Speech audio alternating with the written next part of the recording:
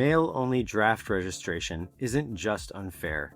It actively harms men. On the more nuanced side, it is hard to deny that a gender-neutral draft would come with more rights for conscripts, men and women, than one that can discriminate. If lawmakers like Ted Cruz or Josh Hawley knew their daughters could be sent to fight under the same laws that they write for men, it might force them to reconsider things like the qualifications for service, how we treat conscripts and the lives of conscripts, or even whether a draft is truly necessary for a given war.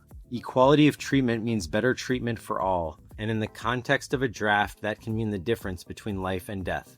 But there is a more concrete angle to this too, and it is also deadly serious.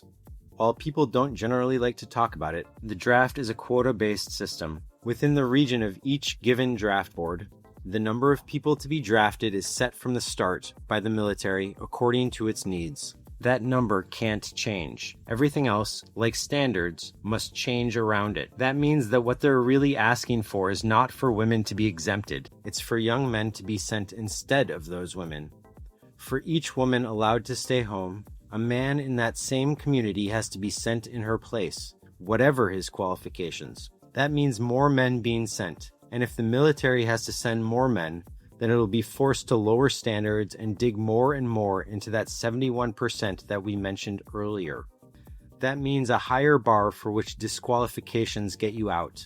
It means that some factors that used to be disqualifying won't be anymore. Waiving things like mental and physical requirements, raising the draft age to 36 and 40 years old, and conscripting more 18 and 19-year-olds straight out of high school.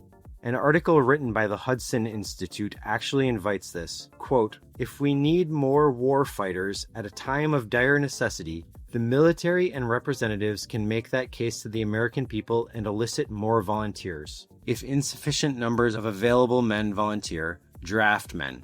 If numbers are still insufficient, broaden the pool of men for selective services to include men ages 18 to 40, anticipating objections to drafting men with creaky knees. Let them fly drones." The problem with this approach is that we've tried it before. During Vietnam, under the government's Project 100,000 and similar programs, the military tried dropping standards for conscripts to alleviate personnel shortages. In the later years of the war, it suspended exemptions for mental illness, intellectual disabilities, physical issues like obesity and poor hearing, and medical defects like missing fingers or partial blindness. The result? Men conscripted under Project 100,000 were 3 times as likely to die in Vietnam, and far more likely to flunk out of training or be dishonorably discharged. Lowering standards means more conscripts without the tools to survive. It means conscripting less abled and weaker men, because they are men, not because of their ability.